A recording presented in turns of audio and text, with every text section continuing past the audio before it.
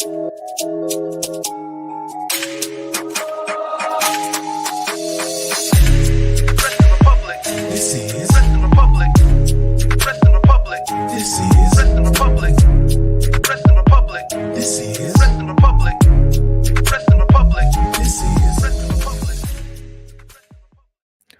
is going on, everybody? We are back once again with another edition of Wrestling Republic's daily broadcast. It is Thursday, January 4th, believe it or not, already 2024.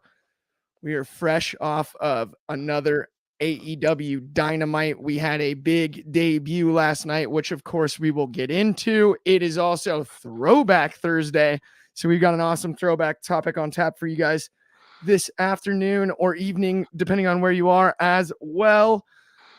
Before we get into it, though, I've got a stacked panel, the usual stacked panel on Thursday nights. First, let me head out to Philly. Our head of opinions, Anthony Ricciardi. How are you doing on this Thursday evening for you out on the East Coast? I'm doing good. I'm doing all right. My 25 matches of the year for 23 went up today.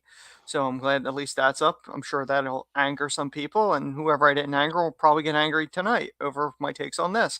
So I'm looking forward to it. Absolutely. I am as well. And of course, up next, we've also got on the East Coast in the DMV, the Tuesday Night Delight himself here on a Throwback Thursday. Shad, how are you doing on this Thursday evening? Throw them twos up. I'm good, man. I'm definitely excited to talk about a very, very good episode of AEW Dynamite. I don't got much shovel tonight. All nice things to say. And I'm definitely excited to talk about this throwback topic and talking with y'all, man. So let's get into it. Oh, absolutely. Let's do that.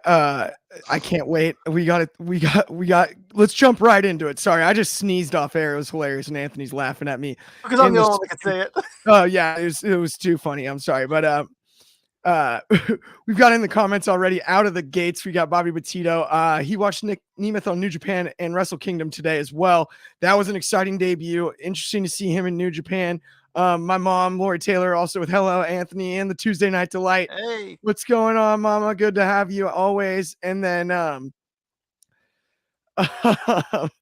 Numeron Superfly added, have to say this now, the greatest dance battle of all time between Prince Nana and Daniel Garcia reached Rock and Hogan atmosphere level. Yes, sir. I couldn't agree more. It was the dance battle we all wanted. We've also got a bunch of comments over here on Instagram, and let me read through them really quick. We've got a couple of questions from Lince Sis. Is Triple H's big announcement tonight on WWE Network? I believe it's a Peacock exclusive. Will it also be on the network? Do you guys actually know that for sure? I don't know. I know it's a Peacock exclusive, but I bump. don't know.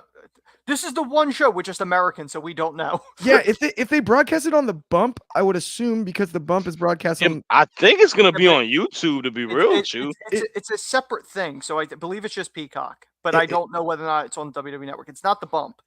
I'm not totally sure. Okay.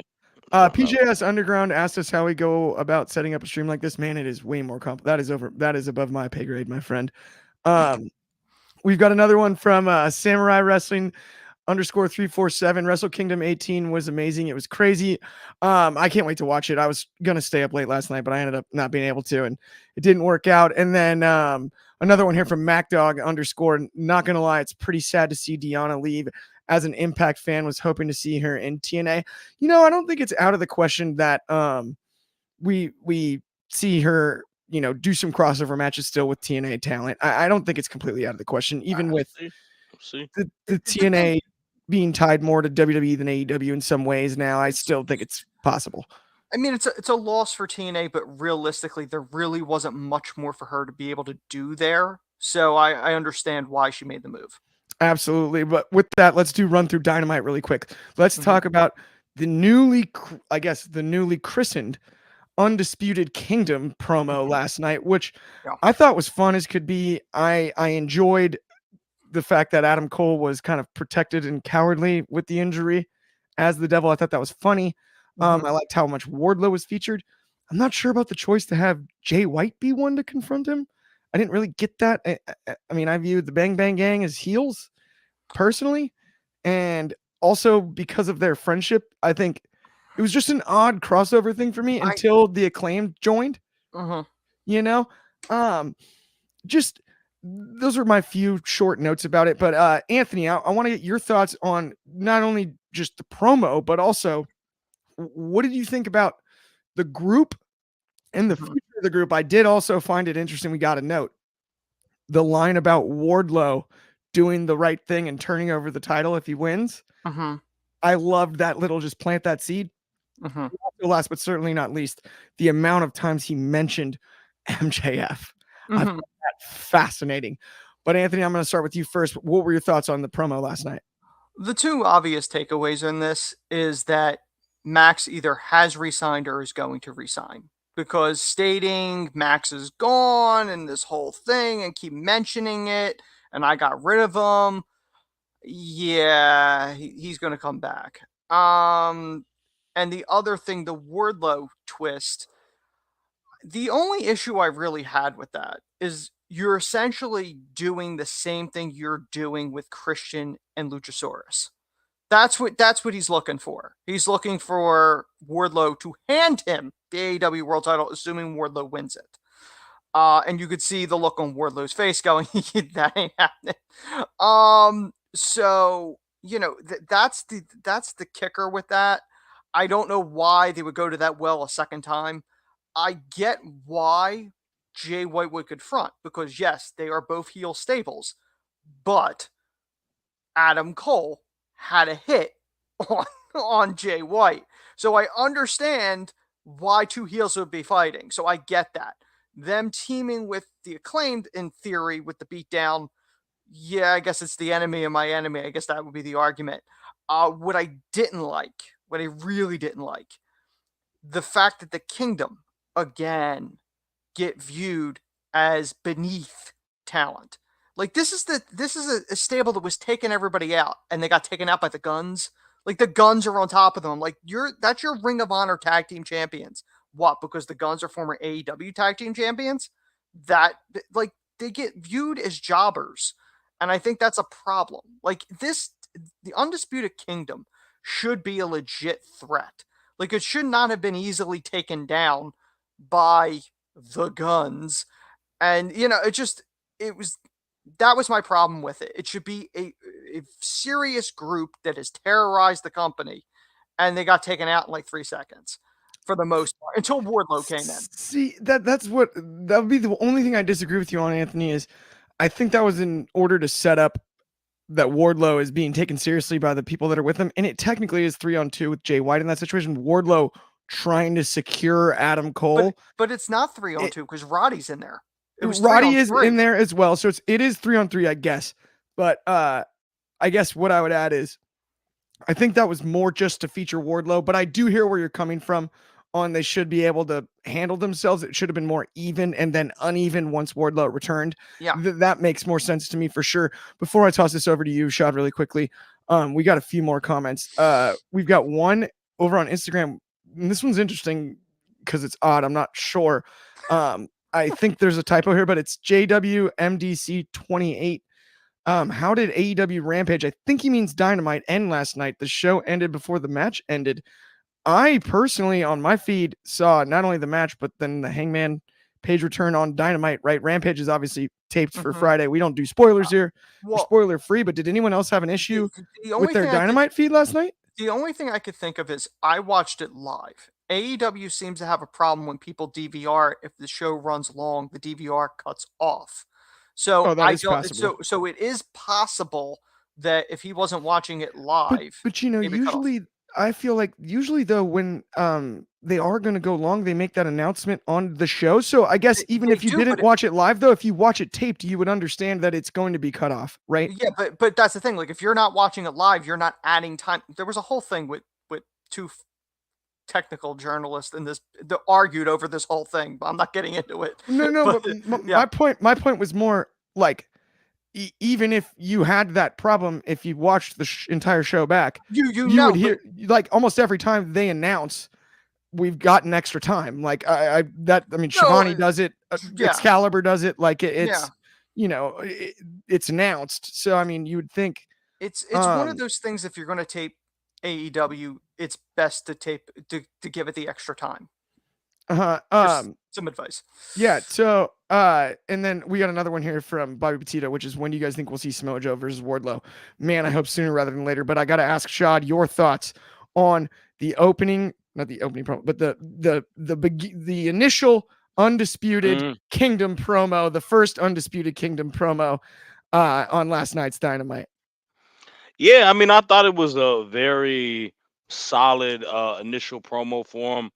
I spoke about it yesterday. I think this is a good utilization for Adam Cole while he is recovering from an injury. I think you're putting him in position as a great talking head with a group of wrestlers who aren't, the strongest suited, maybe either built in position or the strongest people within promo. I think the faction looks like $1,000,000. I think the explanation of why he's doing what he's doing was solid. Him trying to one up Max before Max could try to take him out or betray him. He slid the rug underneath his feet, and I thought that was good. Um, I think the beauty of this entire Devil storyline and having these guys as the faction with it is that you get to create a lot of different storylines upon their road to getting here. And that is what I did like. I didn't have a big problem with Switchblade coming out with the Golden Elite trying to, be upset for a specific reason. He took him out. He was getting his opportunity to get the title. He took him out. And the same goes within Hangman Adam Page being upset with Samoa Joe, because everything ties together within the Devil. And I thought that is the most interesting portion of it, because you can pipeline other feuds throughout it.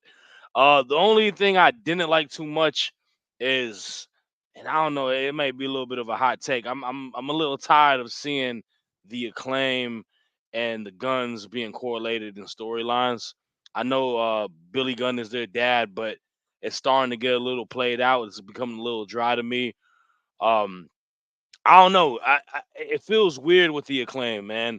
I love them a lot prior to last year, and now they just don't feel as captivating as they used to, and it's starting to really, I don't know, it's something that they may need to alter within them. I feel like they're just kind of the gimmick of just them. You get happy to hear him rap, and that's about it. They don't feel as important as they did, and they didn't make me really interested to see them run out as the second time. And of course we know Juice is out, so that makes the numbers game a little different. But wasn't very excited to see the Acclaim pop out. And yeah, I mean, everything else is pretty solid overall. It wasn't the best portion of the show, but it was a good start to it.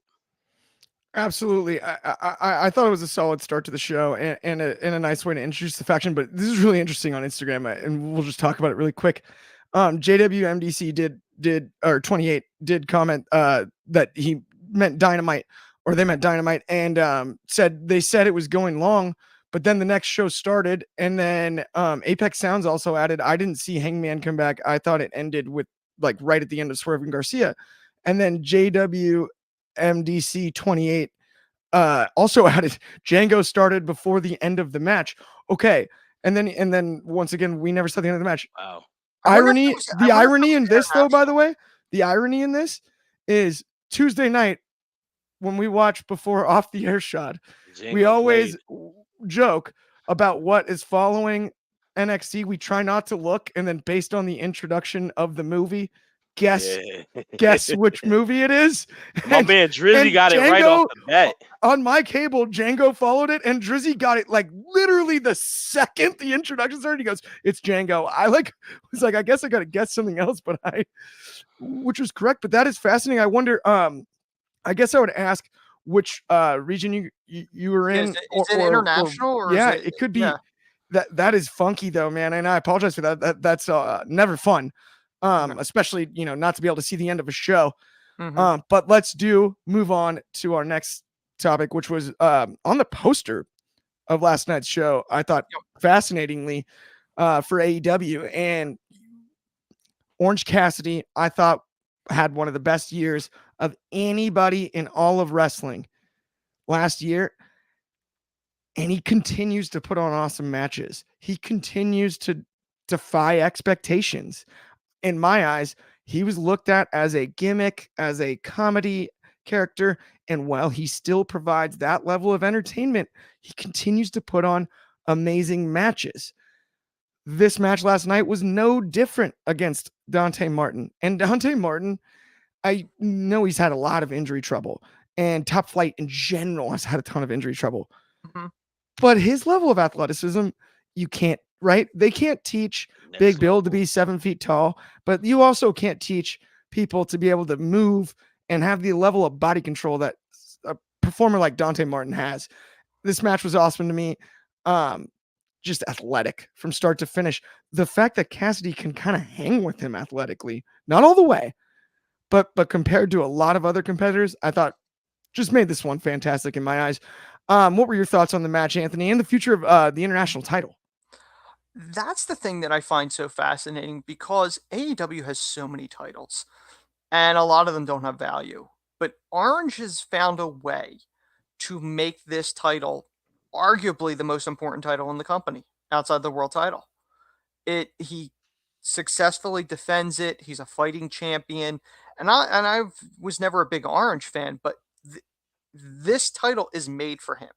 And for a title that was just thrown in there like all the other titles that they keep throwing in, he's kind of made this title, and this title's made him. It's kind of a unique situation where it's the ideal situation where you elevate a title, the title elevates you, and whoever wins it should get elevated because they beat you and won that title.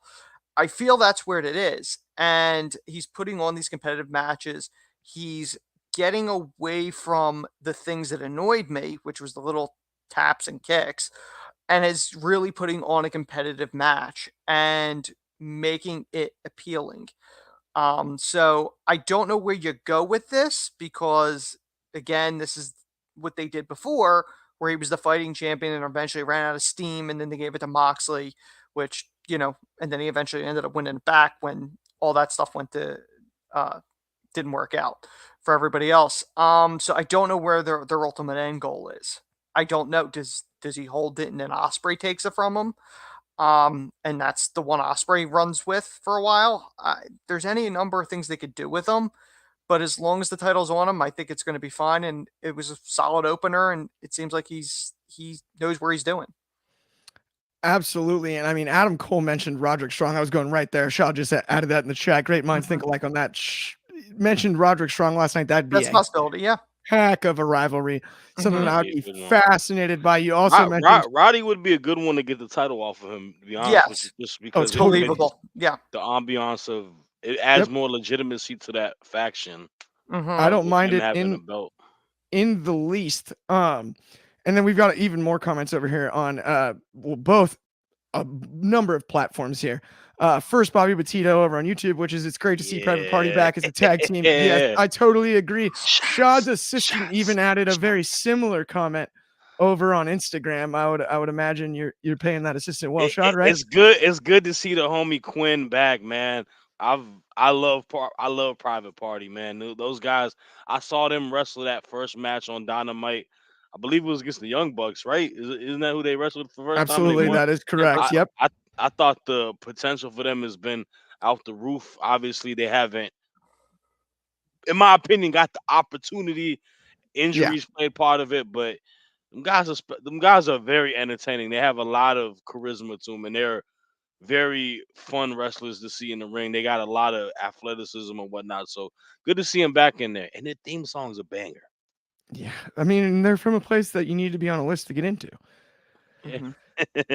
It's just I enjoy it. We've got a few more comments over on Instagram. We got Coach 23. Thank you for hanging in there, by the way. He's had a couple comments, but I did want to read this one, which is, to be honest, Orange Cassidy's run last year makes him AEW's Wrestler of the Year. MJS felt forced as a face. I think that's a little too harsh, but as far as the MJF part of that statement, but the first half, I have no problem with. I thought Orange Cassidy was a standout. at the very least, breakout star of the year in some way, even though he had already broken out in others. This was his full coming to moment, and I thought was huge. Apex Sounds also agreed that people thought OC was going to be a flop. He says he definitely, in his eyes, believes he's a pillar of AEW. I don't mind the pillar thing. And then also, I did want to add, just before we wrap up the conversation about the end of the show last night, both Apex Sounds and JWMC 28 added that they are in the New York East Coast market. So that's interesting. I watched personally. Sometimes I'll watch it live on the West Coast, but I this time watched it on the East Coast feed, or I'm sorry, on the West Coast feed, taped at 8 p.m. Pacific. So they might have had it figured out by then. I'm not totally sure on that one. That's funky though. That's never any fun when you don't get to see the end of the show. Let's move on though. Next, let's talk about Mariah May, Queen Emirata, and then of course the debut of the virtuoso Deonna Purrazzo. Shad, I know you're a big Deonna fan. Let me know what you thought about this debut, and is she the one circle, man. to Victory take circle for me. down Timeless Tony Storm? Well, first and foremost, let me talk about the match first, Yes, because absolutely. yesterday I did the AEW preview, and Mr. Ben Allison had me talk about that match, and he was like, "You got me pretty excited for this because you're talking about both women in a very high regard, within Mariah May, who he's familiar with, but Queen Aminata he was not familiar with." Said it yesterday. I was like, these two are going to have a banger of a match. They are both very great workers. And my, was I right, because last night was a hard hitting bout. They did not let them hamper down any skill set. They didn't let it be a wash. They didn't let Queen Aminata get squashed. They let her and Mariah May fight, lay their ish in, as I said yesterday, and that was a Yep. fantastic match. I think Mariah May is got a lot of potential to be a top tier woman in this division within a year, maybe 6 months. I mean, the charisma, the personality is there, but man, that girl, she hits like a Mack truck. Like, she was laying her stuff in last night, and it was a wonderful match. And I think it was a great match for Queen Aminata to showcase what she can do. I would love to see her more on AEW television.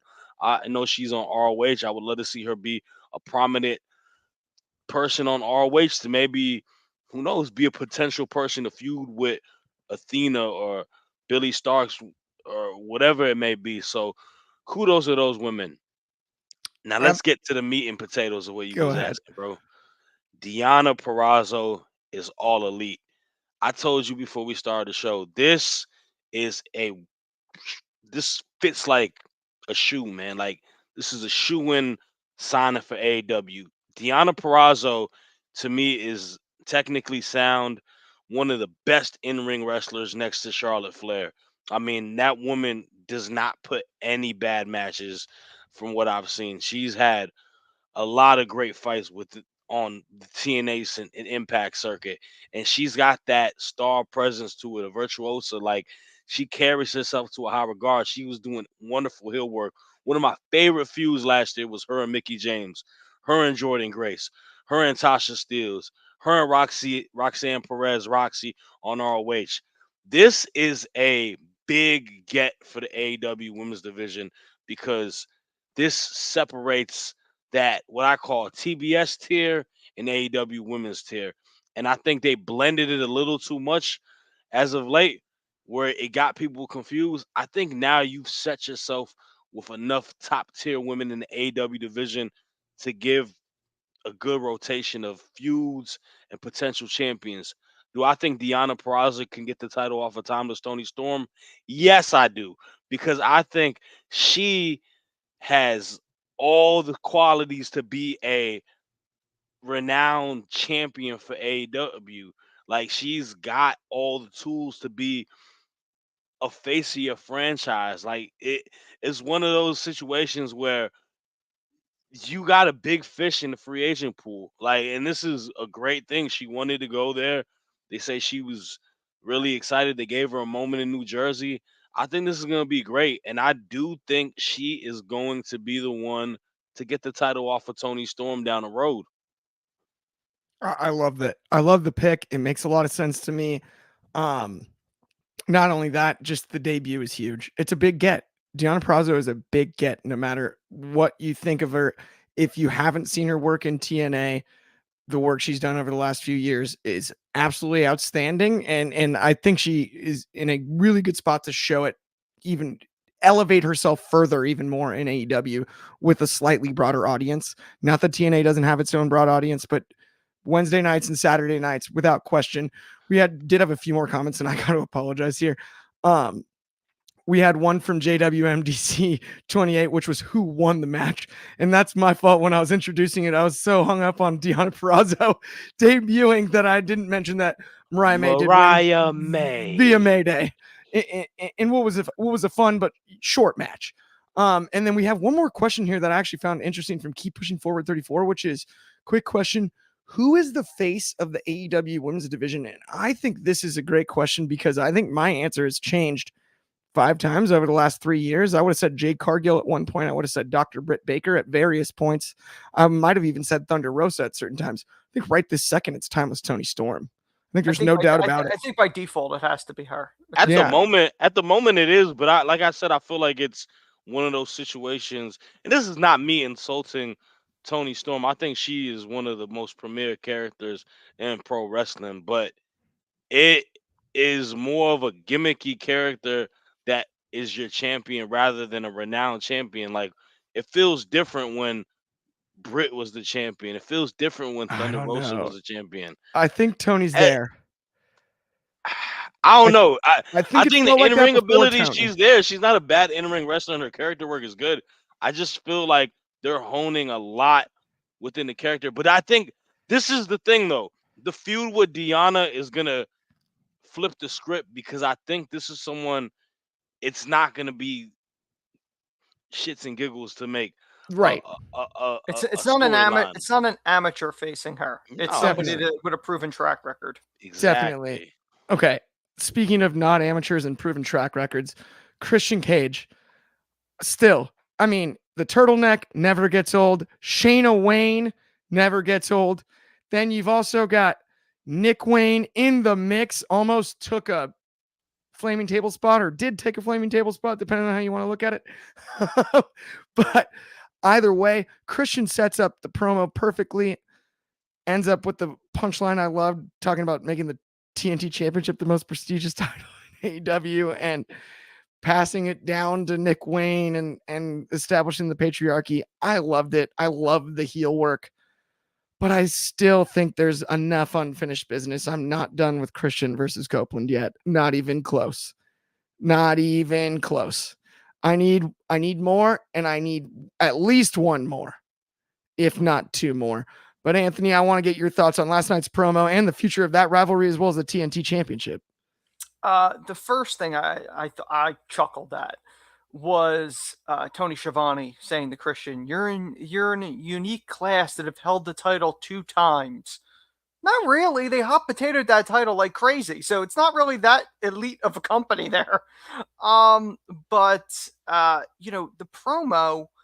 Anybody that knows Christian's long history, this reminds me a lot of his stable in TNA, the Christian Coalition. Now, granted, in this situation, he's more like a cult leader. Shayna Wayne reminds me a lot, and I wouldn't be surprised if she's looked at Vicky Guerrero as somebody to kind of model after her. You're booing me.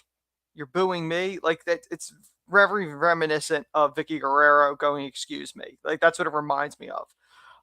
Christian, raving over Nick and ignoring Luchasaurus Kill Switch, which is a stupid rename, by the way. But ignoring that he gave up his title shot to Christian. And, Christian does not appreciate it. He thanked Nick. He thanked Shayna. He thanked himself. You know where this is going to go. I mean, Stevie Wonder could see that Kill Switch eventually is going to turn on Christian. It's just a matter of where. I do think the Copeland feud should continue. I mean, if that's where they ended it, that's a really bad move they did. But I think we're getting at least one more in theory, and probably maybe Kill Switch turns on Christian then, and then you maybe do another one where it's Kill Switch and Copeland against Christian and Nick. Maybe Shayna's in there with Beth. Maybe, or they're on the outside. They'll do something like that. But you know where they're brewing. They're brewing for this Luchasaurus turn. The other question is, do they bring anybody else into this group? Do they recruit anybody else? Or do they just kind of keep it? Because I believe last night was the first time they established it. They're calling themselves the Patriarchy. I don't know if that's. I think he's that's been saying it, calling himself the Patriarch, but he yes. added why. Yeah, now he's named the stable and that they're running AEW, and I'm going, well, everyone thinks they're running AEW, but none of them are. So it is kind of humorous that they're doing that. So I'm curious to see where they go with this, whether or not Darby comes back in the mix, because you got to figure Darby and Nick Wayne, that's not done, so they got to continue with that. So I'm curious to see where they ultimately go with this. Me as well. I mean, one name when you mentioned adding people to this equation that I think could lead to some really fun stuff in the future, just to sort of muddy the waters, is Jack Perry. I was going to say that, but why not? That's a conversation that could last an hour, but yes, I mean, he's available. And but not only that, he's worked with Christian before. His first son. It's just really weird that everything that they went through, and then he comes back. Like, that's the whole thing with the Christian group that really makes no sense. What I think would be interesting is if that's how we end up with. So Bobby Petito added here in the comments here with, I'd like to see one more match between Christian Cage and Adam Copeland, me as well. Then we end up with, that's when the turn happens with Kill Switch. Jack Perry returns. We have a heelish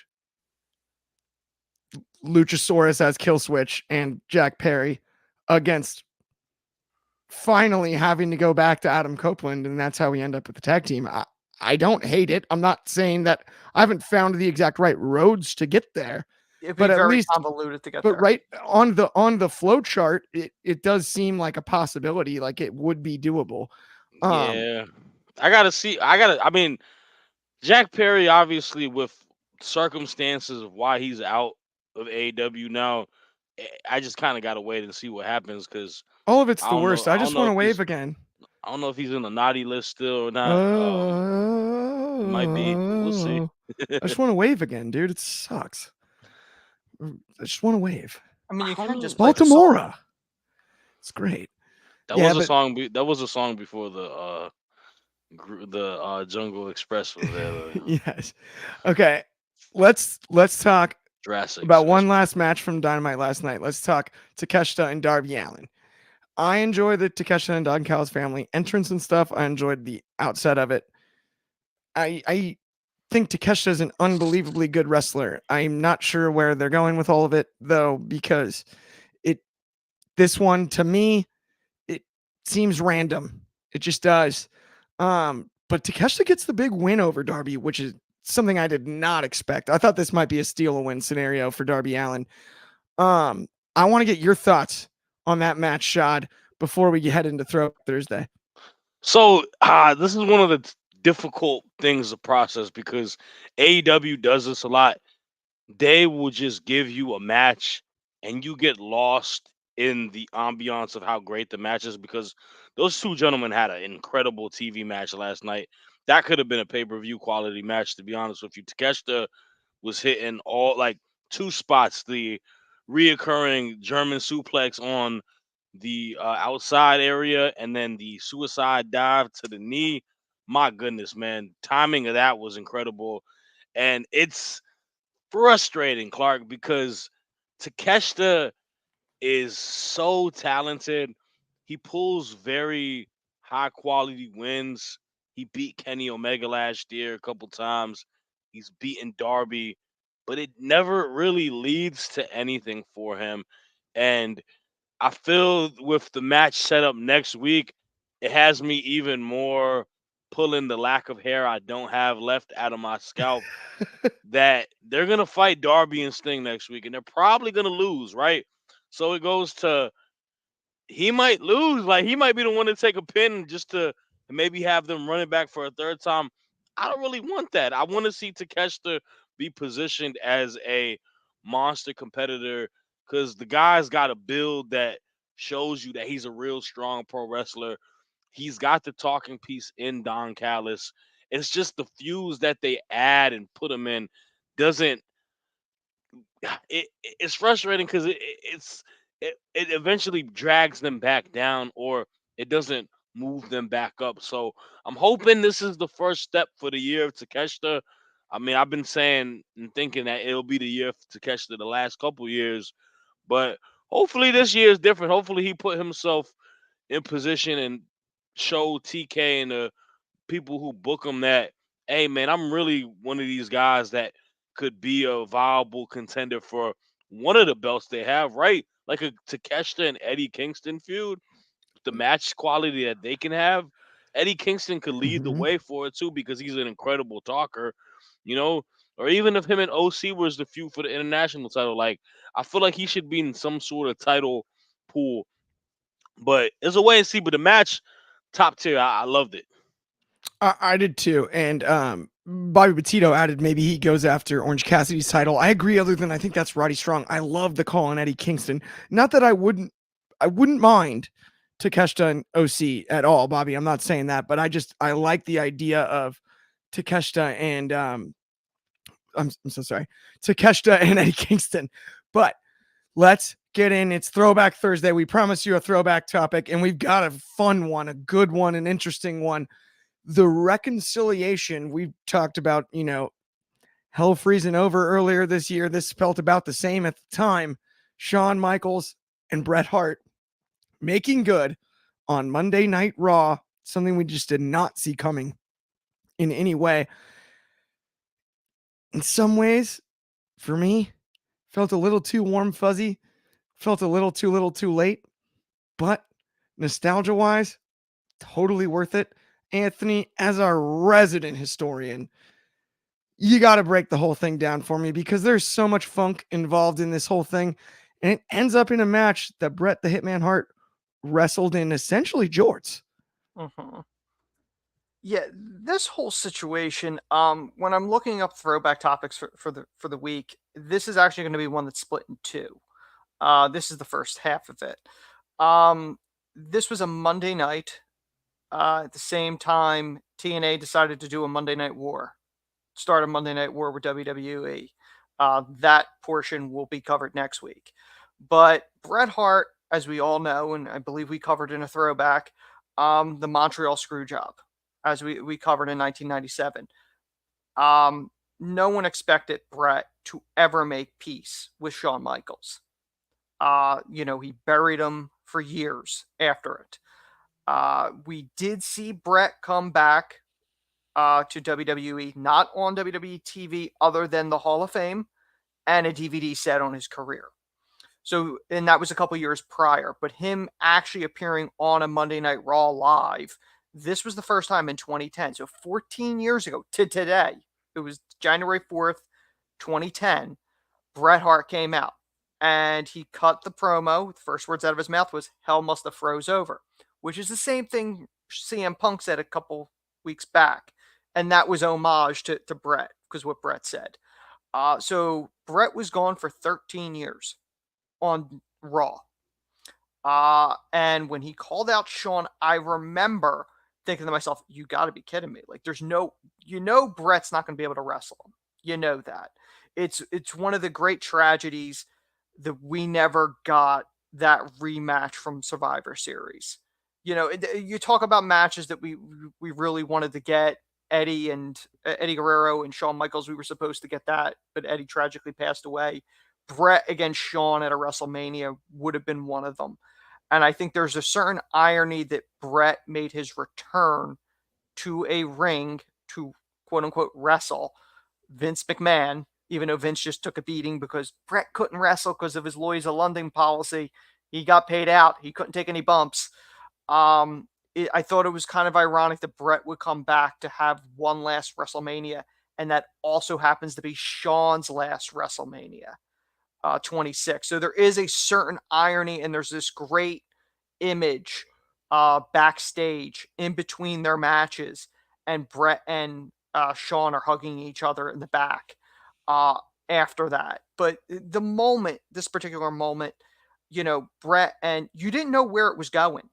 And when they buried the hatchet, and that was real and it was genuine, because Bret said Shawn came up to him in the back earlier in the day, and Bret said, "We'll do it in the ring."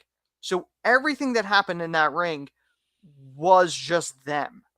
And it is legitimate because they are really good friends now.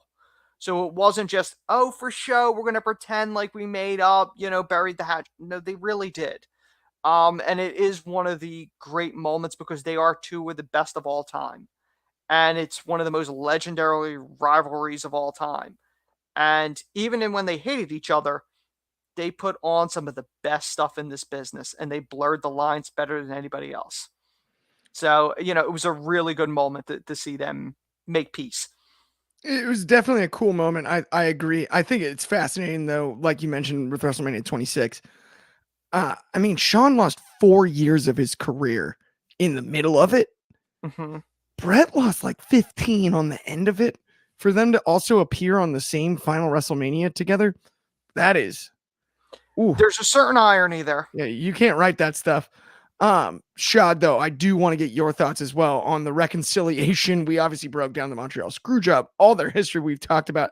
I was at WrestleMania 12 in 96 when they went over an hour with one pinfall. Sudden death. In the Iron Man, the sudden That's death. Crazy. Yeah, that was my first ever wrestling show. I was 5.5. Lucky you. I'm going to some random house show in Virginia. Yeah, no, that was my first ever show. I've actually told that story a bunch of times. I was I know. Yeah, I'll never forget it. It was amazing. That was Taker and Diesel too, and you had Triple H and Ultimate Warrior. Oh, yeah. The Hollywood backlot. It's a great Mania, but not the point. Shot. I want to ask you about the Bret and Shawn rivalry in particular. I had to definitely go back in my memory bank because it's been a while for that, and I wasn't really watching WWE as actively at that time frame, but I definitely went back to the history books and rewatched it, and it's one of those cases where you get older in age, man. Time heals wounds. It's kind of them growing older and not wanting to have bad blood or having animosity against another grown man, a person that you worked with during a pivotal time during your career. Was it something that was super exciting? No, but you got to understand at this point of their age and that point of their career, after everything, it's one of those situations where you can kind of be as a fan like, I can respect that. I don't like to see another I don't want to have hate for another man my entire life, and one of those situations as a grown man, you realize that, and older you get, you don't want to have animosity and bad blood with people, with your peers. You don't want to have too many enemies. So I could respect it. I thought it was definitely interesting and telling during the time, because we'll talk about it next week with the new wave of Monday Night Wars, right? But oh no, it was a heartfelt moment, right? It was a long time coming. It was nice to see. Honestly, I think the only thing that I think held it back, where it felt a little bit like too little too late, was only because so much time had passed and it was so irrelevant to the rest of what was going on around it in WWE. And I felt like at that time in WWE, there wasn't a ton of it was going well, but it wasn't humming like it was in years past. So I do think that put, if there is a slight stain on the segment, but other than that, it's amazing that it happened, and the parallels between their careers, they're really the perfect matchup for each other. And the story, in a weird way, to me, makes it better and more iconic and cooler. I think, I think it's one of those moments. What? God. No, just quickly, because we got to go. I think it was one of those moments you never thought would happen. And I think it's not looked at as maybe fondly as some people because they couldn't do that match. I think that might have. That's the hard part, is they couldn't pay it off with one final match. That is a great point. Okay, with that though, that does bring us to the end of another show. Thank you everyone for tuning in. All of the comments, we really appreciate it. If you haven't already liked and subscribed, please do. It helps us out a ton. We'll be back tomorrow, different time, same place, noon Pacific. That's 3 in the East, 8 if you're over in the UK, 9 a.m. in Hawaii, and also tune in Tuesday night for Off the Air. That one's going to be 7 in the West Coast, 10 in the East, about 7:15, by the way, that is after NXT. But got a special one for you this Tuesday. Also, last but certainly not least, we got a little sold separately coming. If you're into the collectibles and figures, check it out. With that, though, talk to everybody later.